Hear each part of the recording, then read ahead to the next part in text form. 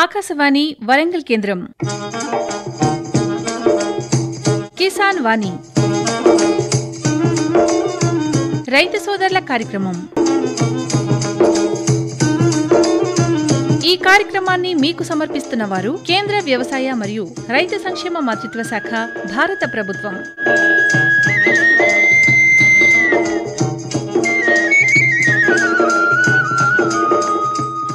ఈనాటి కిసాన్ వాణి రైతు సోదరుల కార్యక్రమంలో వివిధ పంటల్లో తెగుళ్ల యాజమాన్యం ఈ అంశం గురించి ప్రాంతీయ వ్యవసాయ పరిశోధన స్థానం శాస్త్రవేత్త డాక్టర్ జి పద్మజ గారితో పరిచయ కార్యక్రమం వింటారు. అనంతరం పత్తి మరియు వరి పంట సాగులో అనుభవాలు, హాసంపర్తి మండలం పెగడపల్లి గ్రామ రైతు చిరంజీవి గారితో పరిచయ కార్యక్రమం వింటారు. శ్రోతలు ఇప్పుడు కొన్ని ప్రకటనలు వింటారు. సర్వోత్తమ రైతు పురస్కారం లభించింది హరికి. హరి, మీ విజయ రహస్యం ఏమిటో చెప్పండి. రైతు మిత్రులారా, మీరు కూడా మీ పొలాల్లో అధిక పంటను పండించగలరు. అదెలా? ఎప్పుడు ఏ సమస్య వచ్చినా వెంటనే కలపండి ఈ నెంబరు 1800 ఇది ఎవరి నంబర్ బాబు? కిసాన్ కాల్ సెంటర్ది. అక్కడ విశేషజ్ఞులు మీ పొలం సమస్యలకు వెంటనే పరిష్కారం చెప్తారు. అదేంటయ్యా, విశేషజ్ఞులు అన్ని సమయాల్లోనూ దొరుకుతారా? తప్పకుండా దొరుకుతారు. ఏడాదిలో 365 రోజులును, అది కూడా ఉదయం 6 గంటల నుంచి రాత్రి 10 గంటల దాకా. మరైతే ఎక్కువసేపు మాట్లాడితే డబ్బు చాలా అవుతుందిగా. ఖర్చు లేనే లేదు. మొబైల్ పై గానీ ఇతర ఫోన్ తో కానీ కిసాన్ కాల్ సెంటర్ కి ఉచితంగా కాల్ చేయవచ్చు. సలహాకి కూడా ఖర్చు ఉండదు. నిజంగా 16 అనాల నిజం. రైతు సోదరులారా, పంట సమస్యల గురించి మీ భాషలో వెంటనే సమాధానం కోసం పూర్తి భారతదేశంలో ఏ ఫోన్ నుంచి అయినా జాతీయ హెల్ప్ లైన్ నంబర్ 1800-11800-1551తో ఉచితంగా సంప్రదించండి. రైతు మిత్రుడు కిసాన్ కాల్ సెంటర్. ఇప్పుడు వినండి, వివిధ పంటల్లో తెగుళ్ల యాజమాన్యం ఈ అంశం గురించి ప్రాంతీయ వ్యవసాయ పరిశోధన స్థానం శాస్త్రవేత్త డాక్టర్ జి పద్మజ గారితో పరిచయ కార్యక్రమం. పరిచయకర్త అర్షం సదానందం గారు. వివిధ పంటలలో తెగుళ్ళు యాజమాన్యం అనే అంశం మీద వరంగల్ ఆర్ఏఆర్ఎస్ శాస్త్రవేత్త డాక్టర్ జి పద్మజ గారు మన ఆల్ ఇండియా రేడియోలో ఉన్నారు. వారి అయిన విలువైన సమయాన్ని కేటాయించి రైతులకు సలహాలు, సూచనలు అందిస్తారు. నమస్కారం అండి పద్మజ గారు. నమస్కారం అండి. పద్మజ గారు, గత కొద్ది రోజులుగా కురుస్తున్న భారీ వర్షాల వలన పంటలలో ఏమైనా తెగుళ్ళు ఆశించే అవకాశం ఉందా లేదా చెప్పండి. మరి గత కొద్ది రోజులుగా మనకి భారీ నుంచి అతి భారీ వర్షాలు రావడం అనేది జరిగింది. దక్షిణ తెలంగాణ మండలం కానీ లేకపోతే ఉత్తర తెలంగాణ మండలంలో అతి భారీ వర్షాలు కురవగా కొన్ని రకాల పంటలు అనేవి నష్టపోవడం అనేది జరిగింది. ఒక 10-15% వరకు పంట నష్టం అనేది ఆశించింది. అదేవిధంగా ఇంకా మన మధ్య తెలంగాణ మండలంలో చూసినట్లయితే మనకి కొన్ని జిల్లాలు తప్ప మిగతా అంటే ఎంత కురవాలో అంత వర్షమే ఉంది. ఉదాహరణకి భద్రాద్రి కొత్తగూడెం, ములుగు, జయశంకర్, భూపాలపల్లి అలాంటి జిల్లాల్లో చూసినట్లయితే అతి భారీ వర్షాలు అనేది నమోదు కావడం అనేది జరిగింది.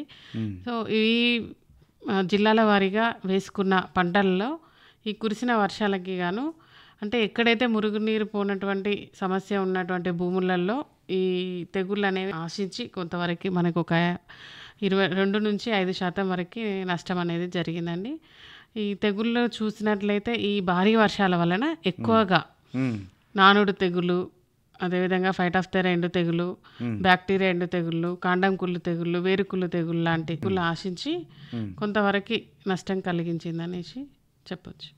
ఈ పంటలకి తెగుళ్ళు ఆశించడానికి గల కారణాలు ఏమిటి? తెగుళ్ళని కలుగజేసే వ్యాధి కారకాలు ఏమిటో చెప్పండి. మరి వివిధ పంటలలో తెగుళ్ళు ఆశిస్తాయి. అయితే ఈ తెగుళ్ళకి ఆశించడానికి గల ప్రధానమైన వ్యాధి కారకాలను చూసినట్లయితే మనకి శిలీంధ్రాలు, బ్యాక్టీరియా, అదేవిధంగా వైరస్, నిమటోడ్స్ ఇవన్నీ కూడా తెగుళ్ళు ఆశించడానికి గల కారకాలు, వ్యాధి కారకాలు. సో ఈ వ్యాధి కారకాలు ఎప్పుడైతే వాటికి అనుకూలమైన వాతావరణం ఉంటుందో ఆ అనుకూలమైన వాతావరణంలో వృద్ధి చెందుతాయి. ఉదాహరణకు కొన్ని ఇందాక చెప్పినట్టు నానుడు తెగులు, ఫైట్ ఆఫ్ తెర తెగులు, వేరుకులు తెగుళ్ళు అని అన్నాం. సో ఇటువంటి తెగుళ్ళు ఏంటంటే వాటికి శిలీంధ్రం యొక్క వృద్ధి చెందడానికి ఎక్కువగా తేమ ఉండాలి.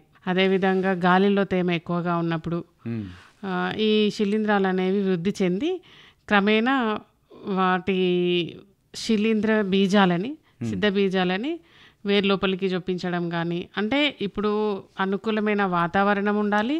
అదేవిధంగా మొక్క కూడా పంట అనేది కరెక్ట్ ఏజ్లో ఉండాలి. అంటే వాటి యొక్క దశ అనేది ఈ తెగులు ఆశించడానికి సమయం అనేది కరెక్ట్గా ఉన్నప్పుడే ఈ వ్యాధికారకాలు వృద్ధి చెంది వాటిలో మొక్కల పైన ఆశించి తెగుళ్ళు అనేవి కలుగజేస్తాయి. కాబట్టి ఎక్కువగా మనకి శిలీంధ్రాల ద్వారా వచ్చే వ్యాధికారకాల్లో శిలీంధ్రం అయితే వాటి యొక్క శిలీంధ్రపు సిద్ధబీజాలు అనేవి పంట మొక్కలపైన కనిపించే అవకాశం ఉంటుంది.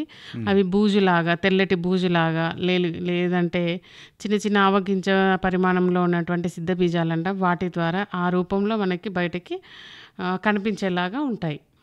ఇంకా బ్యాక్టీరియా వల్ల ఒకవేళ బ్యాక్టీరియా వ్యాధికారకాల వల్ల తెగుళ్ళు ఆశించినట్లయితే మొక్క లోపల మొదటగా పోషకాల లోపంలో ఉన్నటువంటి లక్షణాలు అనేవి కనిపిస్తాయి.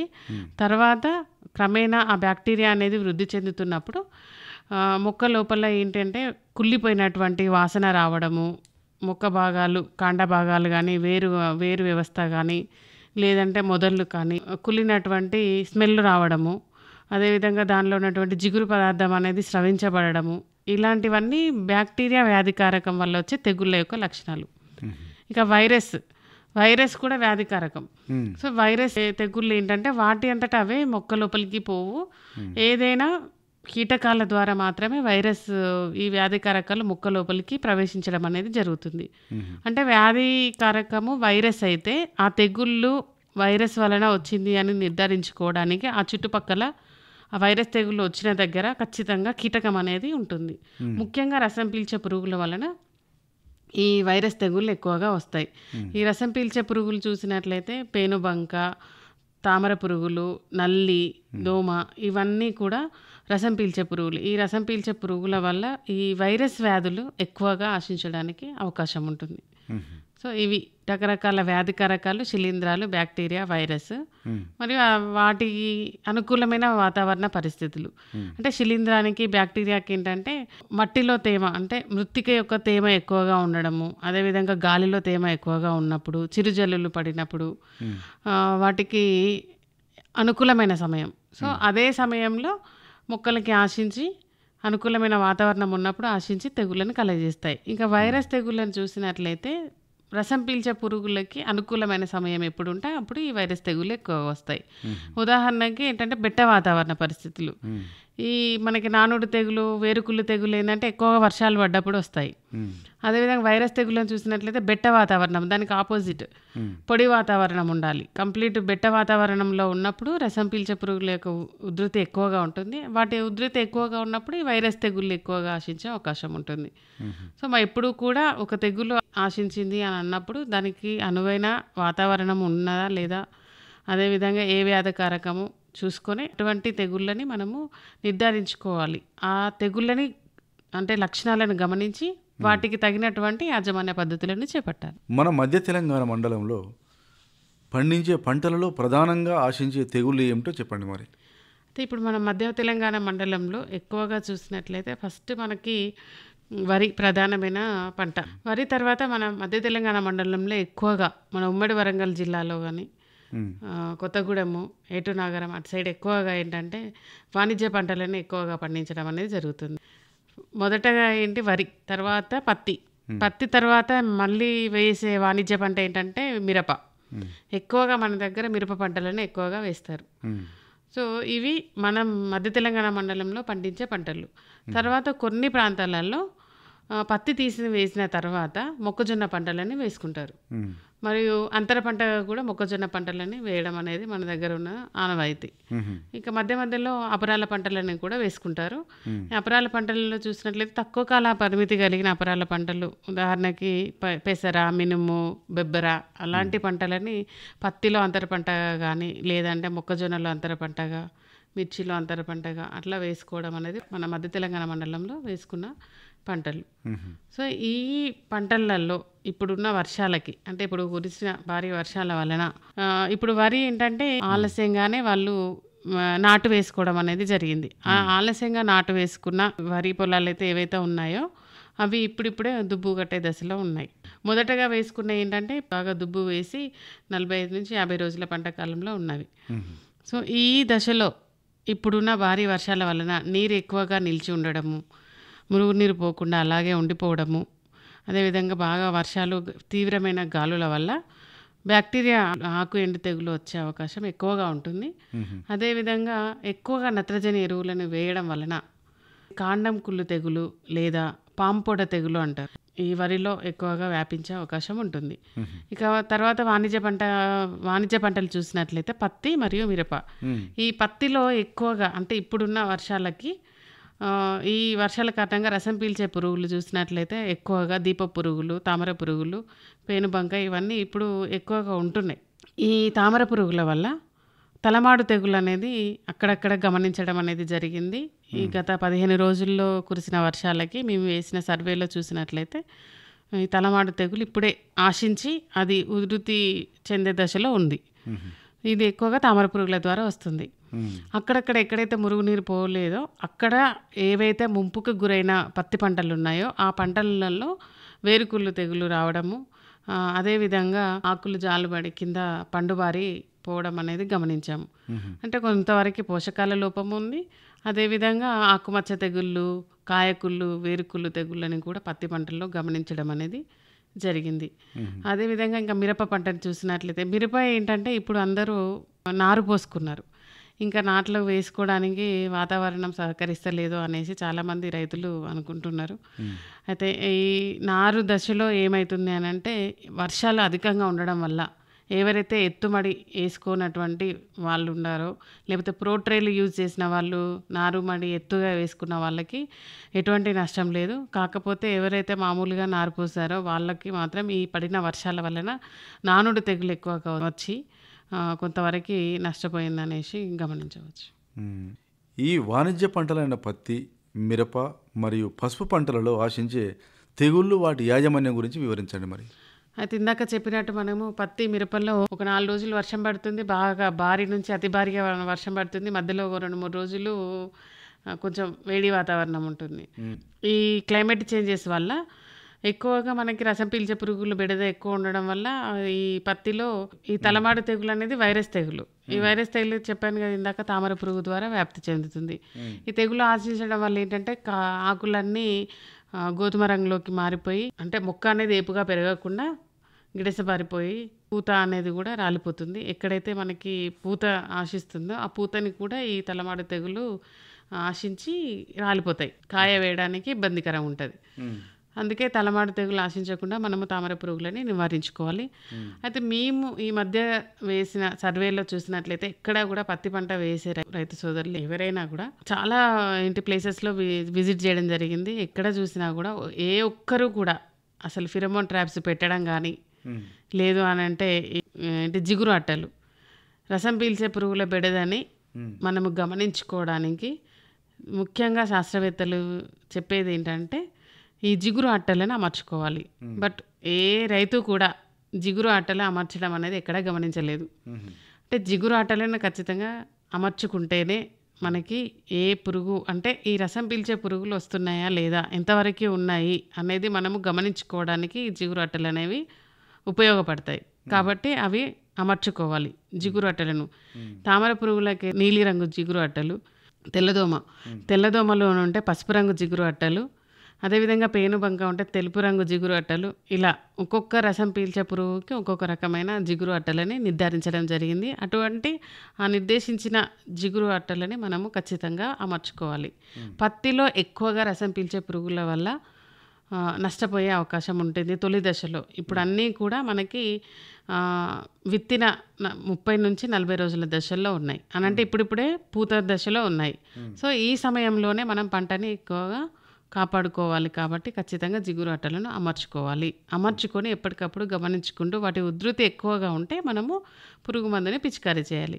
అలా కాకుండా 1-2 కనిపించింది పురుగులు, అసలు పురుగు కనబడకున్నా కూడా ముందు జాగ్రత్త అనేసి రైతులు వాళ్ళకి తోచిన విధంగా తోచిన మందుని తీసుకొచ్చి వెళ్ళి అనవసరమైన ఖర్చును పెంచుకోవడం తప్ప ఏది లేదు. కాబట్టి ఎప్పటికప్పుడు మనం గమనించుకున్న తర్వాత ఉధృతి ఎక్కువగా ఉంది అంటేనే తగిన మందుని, అది కూడా సిఫారసు చేసిన మందుని మాత్రమే పిచికారీ చేసుకున్నట్లయితే ఖర్చు తగ్గించుకోవచ్చు, ఆదాయాన్ని పెంచుకోవచ్చు.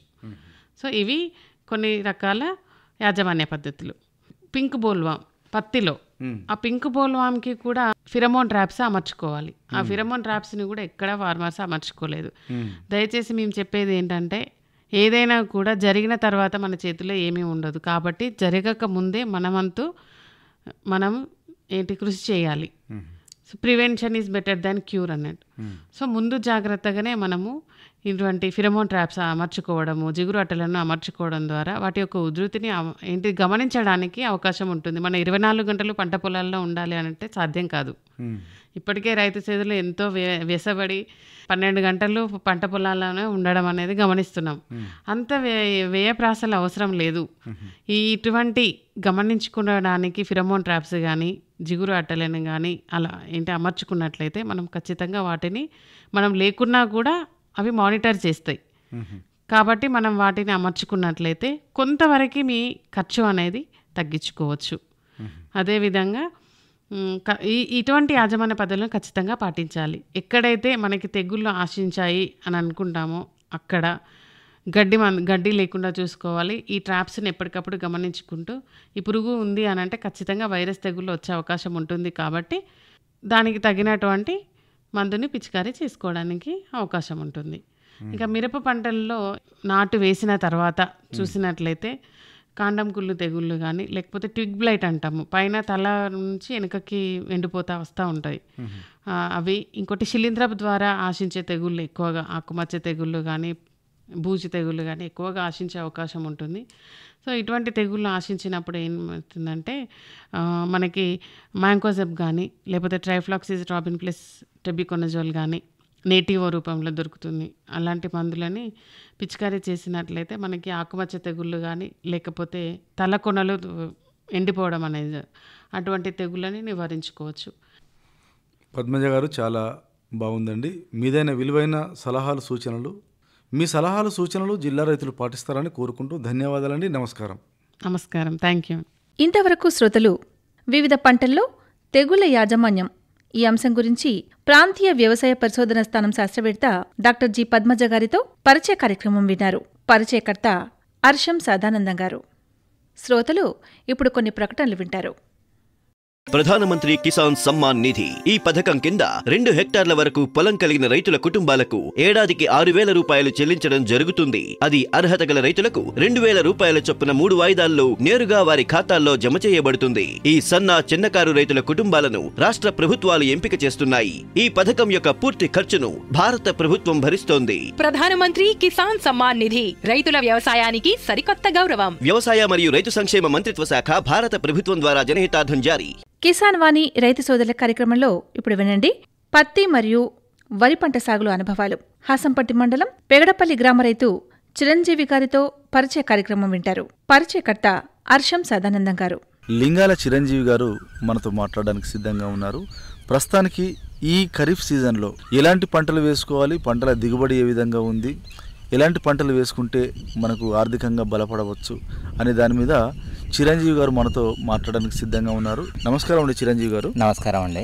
చిరంజీవి గారు, ఈ ఖరీఫ్ సీజన్లో ఏం చేద్దాం అనుకుంటున్నారు, పంటలు ఎట్లా చేద్దాం అనుకుంటున్నారు అనే దాని మీద రైతులకు మీదైనా సలహాలు ఇవ్వండి. మరి ఇప్పుడు ఎన్ని ఎకరాల్లో పత్తి పంట పెట్టిండ్రు, పత్తి ఏ రకమైన పంట పెట్టిండ్రు? ఇప్పుడు ఒక 4 ఎకరాలు పత్తి నాటినామండి. మైకో వాళ్ళది జంగి అని పెట్టినాం 2 ఎకరాలు, నియో పెట్టినాం రాశి వాళ్ళది 3 ఎకరాలు. అది బాగానే జర్మినేషన్ మంచిగానే ఉన్నది. సరే, ఇప్పుడు ఈ పత్తి పంట పెట్టింది కదా, ఈ పత్తి పంటను పెట్టాలంటే ముందు మనము మన చెలకను ఏ విధంగా చదువు చేసుకోవాలి, ఎట్లా చేసుకొని పెట్టుకుంటే బాగుంటుంది? మంచిగా కల్పివేటర్ కొట్టించి రూట్ వేటర్ కొట్టి కొంచెం మంచిగా చేసి సదం చేసి అచ్చు తోలి కొంచెం బోజాలు కొట్టినామండి. ఎందుకంటే కొంచెం నీళ్లు వేస్ట్ కాకుండా బోజాలు కొట్టి నాటినాం. గింజలు నాటి వాటర్ వదిలేసినాం. అది మంచిగా జర్మినేషన్ మంచిగానే వచ్చినాయి. ఒక ఎకరా ఎన్ని గింజలు పెట్టచ్చు? 600 గ్రాములు పడతాయి అండి. ఎందుకంటే కొంచెం అచ్చు దగ్గర పెట్టినాం. ఒక అచ్చు పెద్దది, ఒక అచ్చు చిన్నది అట్లా. సరే, ఇప్పుడు పత్తి పంట పెట్టేటప్పుడు గతంలో మన తల్లిదండ్రులు ఏం చేసేదంటే డబ్బా పత్తి పెట్టేది. ఇప్పుడు సాలు పత్తి అనేది చాలా మంది పెడుతున్నారు. అంటే ఈ 2 రకాల్లో ఏది పెడితే బాగుంటుంది? అది ఇది లేని వాళ్ళు ఏం చేస్తారంటే మామూలుగా పెడతారు, వదిలిపెడతారు వర్షాధారానికి ఆధారపడి. అట్లాంటి పెరిగాక చెట్టుకో 10 గల పడతాయి ఆడికే గంతే. అట్లా పెట్టేటోళ్ళు చాలా మంది ఉన్నారు. కొంచెం భూమిలో బలం చేసుకొని అది ఇది చేసుకునేటోళ్ళు ఖచ్చితంగా డబల్ అచ్చు పెట్టి పెడతారు. సరే, భూమిలో బలం చేసుకోవాలంటే మనం ఏం చేసుకోవాలి? ముందస్తుగా ఖరీఫ్ రాకముందుకు ఏం చేస్తే బాగుంటది? మా గొర్రె మంద పెట్టినాం, పెంటలు పోసినాం. అది ఇంకేమంటే కోడేరు పోస్తారు. ఇంకా భూమిని బలం చేసుకోవాలంటే కొంతమంది చెర్ల మట్టి కూడా తెచ్చి పోసుకుంటారు. రాగడి నల్ల రాగడి మట్టి ఎర్ర చెక్క భూములల్లో వేస్తారు. కొంచెం అది కొంచెం గట్టితనం ఉంటుంది అని పంటకు అట్లా చేస్తారు. బాగానే ఉంటుంది అట్లా కూడా బాగానే అది దొరికితే చేస్తే బాగుంటుంది. అది సరే. ఇంకోటి చిరంజీవి గారు, ఇప్పుడున్నటువంటి పరిస్థితిలో టెక్నాలజీ పెరిగిపోయింది. అంతే. గతంలో మీ తల్లిదండ్రుల వయసులో కానీ మా తల్లిదండ్రుల వయసులో కానీ ఎడ్ల నాగలతోటి పొలాన్ని దున్నేది, చిలకని దున్నేసి చదును చేసి విత్తనాలు వేసేది. కానీ ఇప్పుడు ట్రాక్టర్లు వచ్చినాయి, కల్టివేటర్లు, రోటివేటర్లు ఇవన్నీ వచ్చినాయి కదా. మరి ఈ పద్ధతి బాగుంటుందా, ఆ పద్ధతి బాగుంటుందా? ఎట్లా దిగుబడి ఎక్కువ వస్తుంది? ఖర్చు తక్కువ ఉండే, ఇప్పుడు ఖర్చులు బాగా అయిపోయినాయి. ఖర్చులు బాగా అయ్యేసరికి జనాలు చేయలేకపోతాను. మిషనరీలకు అలవాటు పడ్డారు. అప్పుడు వరి కోయించుకునేది, ఇప్పుడు మిషన్లు వచ్చినాయి. ఆల్రెడీ మళ్ళీ గడ్డి కూడా దగ్గర కుప్పలు వేసుకొని మెలుకోవడం అట్లా జరిగేది కదా. ఇప్పుడు వాటికి కూడా కట్టలు చుట్టే మిషన్లు వచ్చినాయి. అవి అట్లా కూడా అల్కా ఈజీగా అవుతుందని రైతులు చాలా ఇదైతాను. సరే, ఇట్లా టెక్నాలజీ పెరిగింది కదా, మనిషికి శ్రమ కూడా తగ్గింది. ఖర్చు విషయం ఎట్లా ఉన్నది మరి? అప్పుడు ఖర్చు ఎక్కువ ఉండేనా, ఇప్పుడు ఎక్కువ ఉన్నదా? ఖర్చు ఇప్పుడు ఎక్కువ అయింది, మిగులుబాటు తక్కువ అవుతాను. కొంచెం రేట్లు కొంచెం మంచిగా ఇది పంటలు కొంచెం మంచిగా ఇది అయితే మాత్రం మంచిగానే ఉంటుంది. కానీ కొంచెం పంట తక్కువ వస్తే మాత్రం ఇబ్బందులు. ఈ పత్తి గింజలు ఒక ఎకరాకు పెట్టాలంటే ఎంతమంది తోటి పెట్టియచ్చు పత్తి గింజలు? ప్లస్ మనకు పెట్టిన తర్వాత ఎన్ని రోజులకు మనకు గింజలు మొలక కనబడుతుంది? ఎకరానికి 2 పెడతారండి. ఎకరానికి 2 పెడతారు. 4 డేస్కు జర్మినేషన్ అవపడుతుంది. 5వ రోజు మళ్ళా స్వయం చేయడం జరుగుతుంది. ఏమన్నా పోగుంటలు కానీ అట్లాంటి. అది మొలక దశ నుంచి మనకు పత్తి ఏరుకునే వరకు ఎలాంటి జాగ్రత్తలు తీసుకోవాలి, ఎట్లా చూసుకోవాలి దాన్ని? ఇప్పుడు అంటే కనీసం ఇంకో 10-20 రోజుల వరకు కొంచెం మళ్ళీ డిఏపి కానీ యూరియా కానీ వేసుకుంటాం వర్షాలు పడ్డప్పుడు. వేసిన తర్వాత 40 డేస్ తర్వాత ఇది మందులు స్ప్రే చేయడం స్టార్ట్ చేస్తాం. ఈ ఏరియాలో ఉన్నారు కాబట్టి ఇక్కడ మీరు మందులు స్ప్రే చేస్తారు. కొంతమంది గ్రామీణ ప్రాంతాల్లో ఈ మందులు కాకుండా వేపపిండి, ఈ వేరే రకమైనటువంటి కంపోస్ట్ ఎరువులు వాడుతున్నారు. కొందరు తయారు చేసుకొని వాడతాను. టైకోడర్మా అని అట్లాంటివి చేసుకొని పెంటతో తయారు చేసి అట్లా కూడా చేస్తాను. ఇంకా సేంద్రియ ఎరువులు కూడా కొంతమంది ఆకులతోటి, చెట్ల ఆకులతోటి, ఆవు పేడతోటి అది కొంచెం ఉన్నోళ్ళు చేస్తాను. కానీ దాదాపుగా ఇక పెద్ద రైతులు చేయాలంటే కష్టం జరుగుతుంది కొంచెం. అంటే దాన్ని చేయడం వల్ల లాభం ఉంటుందా, నష్టం ఉంటుందా? మరి లాభం అంటే కొన్ని భూములల్లో కొంచెం టైకోడర్మా లాంటి అట్లాంటివి తయారు చేసుకుంటే కొంచెం అవి క్రీములు అనేటివి కొంచెం ఇదైతే దానివల్ల కూడా కొంచెం ఏది ఈ మొలక బూజు పట్టడం అట్లాంటివి రాకుండా చనిపోవడం అట్లాంటివి ఉన్నాయట. అది సరే. ఇప్పుడు మీరు ఎన్ని ఎకరాల్లో పంటలు పండిస్తున్నారు? ఏ పంటలు పండిద్దాం అనుకుంటున్నారు ఈ ఖరీఫ్ సీజన్లో? ఈ ఖరీఫ్ సీజన్లో అంటే ఇప్పుడు ఒక 4 ఎకరాలు పత్తి నాటినామండి. 1 ఎకరం తోట కుంచినాం. 2 ఎకరాలు 2.5 పొలం. మరి గత రబీ సీజన్లో ఏ పంటలు పండించారు? దిగుబడి ఎట్లా ఉండేది? లాభపడ్డారా, నష్టపడ్డారా? రబీ సీజన్లో అంటే అప్పుడు కొంచెం పత్తి ఈ కాపు వచ్చిందని లేటుగా ఇది చేసినామండి. మొక్కజొన్న వేయడం లేటుగా చేస్తే కొంచెం దిగుబడులు తక్కువనే వచ్చినాయి. అది డిసెంబర్లో వేసి బాగుండేది కానీ జనవరిలో వేసేసరికి, జనవరి ఎండింగ్ వేసేసరికి చాలా తక్కువ వచ్చినాయి. సరే, ఇప్పుడు ఈ వరి పంట విషయంలో దిగుబడి ఎట్లా ఉంటుంది? ఎంత అయితే కష్టపడితే ఎక్కువ దిగుబడి తీయచ్చు? కష్టపడితే అంటే మేము ఒకటి పెంట పోస్తాం మంచిగా. ఎకరానికి 2 ట్రాక్టర్లు 3 ట్రాక్టర్లు పెంట పోస్తాం. మళ్ళీ వచ్చేసి నాటు మీద డిఏపి యూజ్ చేస్తాం. ఎకరానికి 60 కిలోల దాకా చేసిన తర్వాత మళ్ళా గడ్డి మందు అనేది చల్లుతాం 4-5 రోజులకు. తదుపరి 15వ రోజు వరకు ఒక 20 బస్తాలు 2 యూరియా బస్తాలు కలుపుతాం. 2 ఎకరాల వరకు వాడతాం. 2-2.5కు చల్లిన తర్వాత మళ్ళీ 30 డేస్కు డోస్ వేస్తాం. ఇక అంతలో ఒకసారి పురుగు మందు ఇట్లా స్ప్రే చేస్తాం, కొంచెం బాగానే ఉంటుంది. తర్వాత 45 డేస్కు ఫైనల్ డోస్ వేస్తాం. యూరియా పొటాస్ వేస్తాం. అది ఇప్పుడు ఈ వరి పంట పెట్టుకునేటప్పుడు మనం ఈ పొలంలో కొంతమంది గతంలో ఏం చేసేదంటే పచ్చి రొట్టె అనేది తయారు చేసేది. అంటే పచ్చి రొట్టె వేసుకోవడం వల్ల అంటే జీలగ విత్తనాలు కానీ లేదా పెసర విత్తనాలు, పిల్లి పెసర విత్తనాలు కానీ అట్లా వేసుకుంటే పచ్చి రొట్టె తయారవుతుంది. అట్లా ఎక్కువ భూమికి బలం ఉంటుంది కదా, అట్లాంటి ప్రయత్నాలు ఏమైనా చేసిండ్రా? అట్లాంటి ప్రయత్నాలు అంటే ఇంతవరకు మాకు ఉన్న కాడికి పెంటే పోసుకుంటూ వచ్చినాం. ఇక జీలుగలు అంటే ఎక్కువ ఇక్కడ పోస్తలేరు, చెర్లనక ఇట్లా పోస్తాను. కానీ దానికి కొంచెం ప్రాసెస్ ఎక్కువ. ఎక్కువ వర్షాలు సరిగా పడక కూడా ఎవరు దాన్ని ఇది చేయలే ఎక్కువ. అది కొంచెం పెరగాలి, పెరిగితే కూడా దానికి ఆ బొడిపెల లాంటి అటువంటివి రావాలి. అట్లా వస్తే కొంచెం బాగా పనిచేస్తుంది అట. మీరు ఎన్ని సంవత్సరాలుగా ఈ పంటలు పండిస్తున్నారు? ఈ పంటలు అనేది ఎవరి ద్వారా నేర్చుకున్నారు మీరు? ఈ పంటలు అనేది నేను దాదాపుగా 92-93 నుంచి, ఎందుకంటే ఇక స్టడీ బంద్ చేసినాం. ఇక మా నాన్నగారు ఒక్కడే జీతగాడు ఉండేది, ఇక నేను చూసుకుంటా ఇదే పని ఉన్నామండి అప్పటి నుంచి.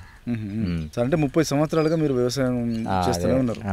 అంటే అట్లా నష్టపోయినప్పుడు ఎప్పుడైనా బాగా నిరుత్సాహపడ్డారని, అమ్మ ఎందుకు ఈ పంటలు వేసుకుంటున్న రైతుగా ఎందుకు మారిపోయినా, ఏదైనా ఉద్యోగం చేస్తే బాగుండు అనుకున్నారా? అప్పుడు అట్లా అనిపిస్తుంది బాధ, ఎంత పని అయిపోయా ఎంత అని. అట్లా రైతుకి ఎవరికైనా కొంచెం బాధ ఉంటుంది.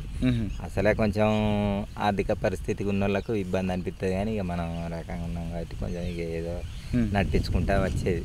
అది ఎలాంటి ఇబ్బంది లేదు. సరే, మీరు ఇంత చదువుకున్నారు కదా, అది చదువుకున్న తర్వాత కూడా ఈ వ్యవసాయం చేయాలని ఎందుకు అనుకున్నారు? మరి ఉద్యోగం చేయాలని ఎందుకు అనుకోలేదు?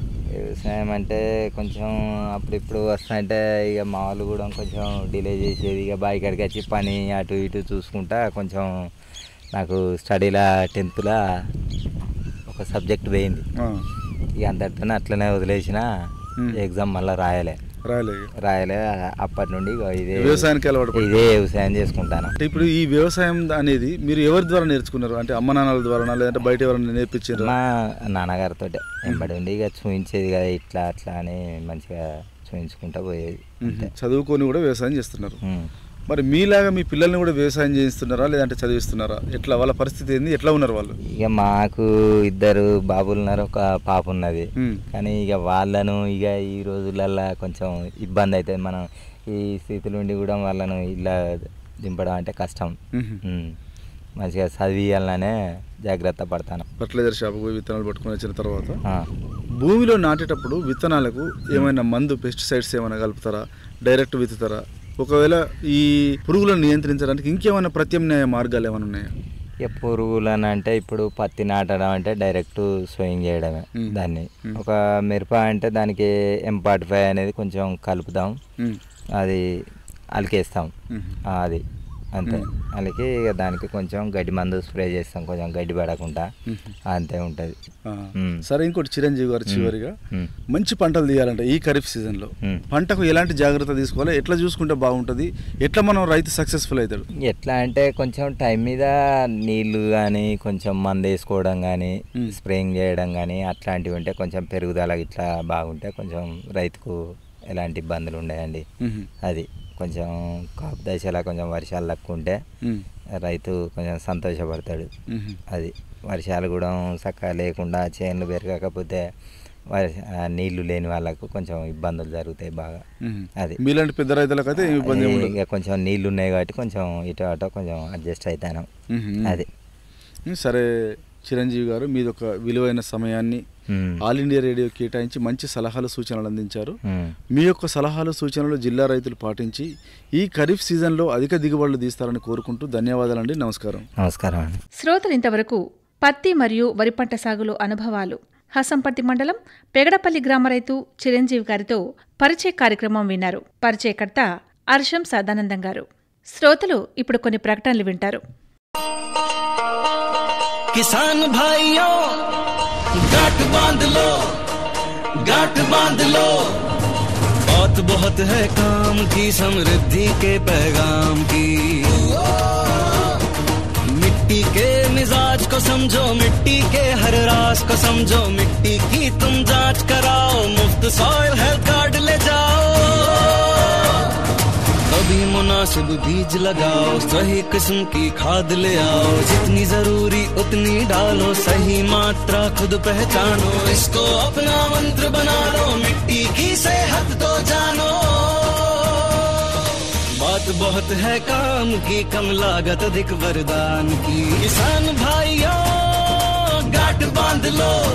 आज ही मिट्टी की जांच कराएं, राज्य सरकार के कृषि अधिकारी से संपर्क करें और मुफ्त में सॉइल हेल्थ कार्ड पाएं। कृषि और किसान कल्याण मंत्रालय द्वारा किसान हित में जारी।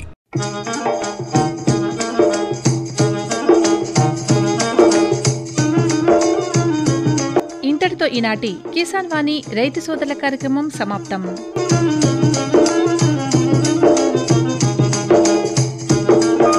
కార్యక్రమాన్ని మీకు సమర్పించిన వారు కేంద్ర వ్యవసాయ మరియు రైతు సంక్షేమ మంత్రిత్వ శాఖ, భారత ప్రభుత్వం.